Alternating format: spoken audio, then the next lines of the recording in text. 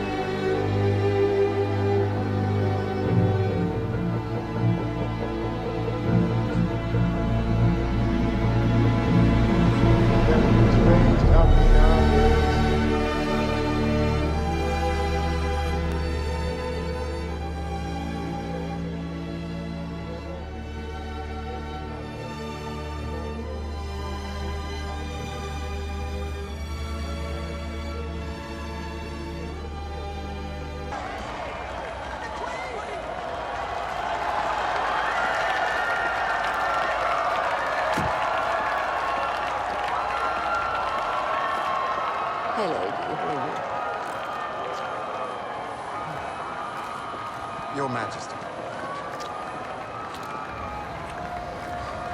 We're now ready for departure and we'll be taxiing shortly. We'd like to take this opportunity to wish you a very pleasant flight.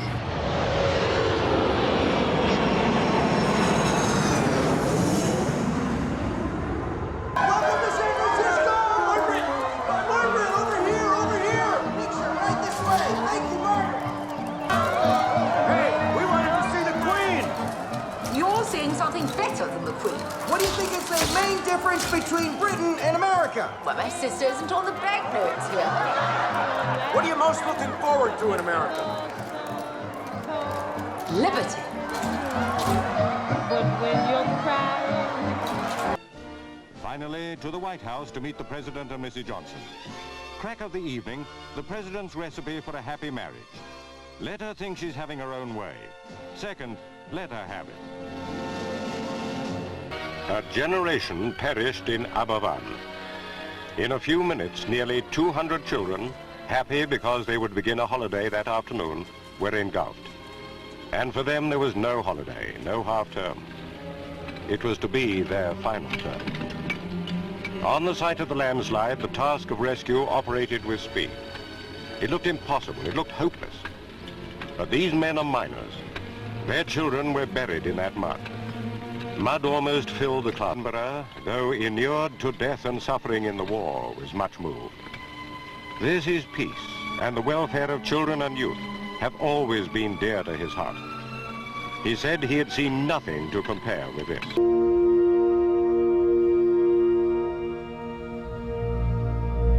That would restore the royal family to their rightful place at the heart of all ceremony and mystery. We would marvel at how normal they were, how remarkably like us. A few days ago, Since the Cabinet last Thursday took its took unanimous decision to devalue the sterling. pound. Now I can tell you why we have taken this action. And more important, what it means. That doesn't mean, of course, that the pound here in Britain, in your pocket or purse or in your bank, has been devalued. But it will also mean that the goods we buy from abroad will be dearer. And so for many of these goods, it will be cheaper to buy British. At Dalgety, Prince Charles arrived to chair a meeting of the Welsh Committee for the Countryside in 1970 for help. He led the meeting to the cheers of townsfolk and prepared to head into the surrounding country.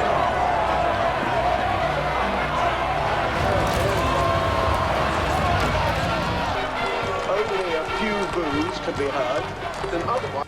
I, Charles, Prince of Wales, do become your liege man of life and of earthly worship, and faith and truth and of I will earthly bear worship, unto thee, to live and die against all manner of folks. And faith and truth I will bear unto thee, to live and die against all manner of folks.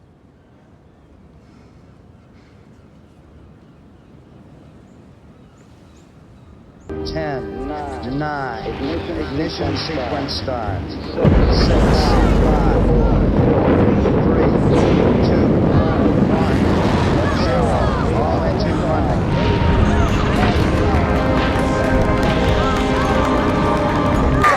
Extraordinary. What men, what courage. Tower clear. Neil Armstrong reporting the roll and pitch program, which puts Apollo ahead. The Queen and some of her family.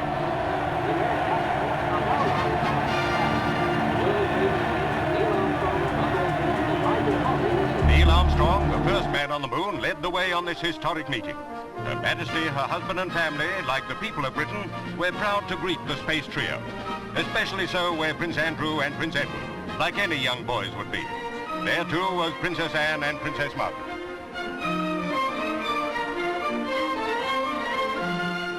There was much to talk about. Later, the astronauts commented on how well-informed and interested in the American moon program were Her Majesty and the Duke. In their own words, Armstrong, Aldrin and Collins said the meeting was delightfully memorable. As Prime Minister, I want to speak to you simply and plainly tonight about the grave emergency now facing our country. We shall have a harder Christmas than we have known since the war.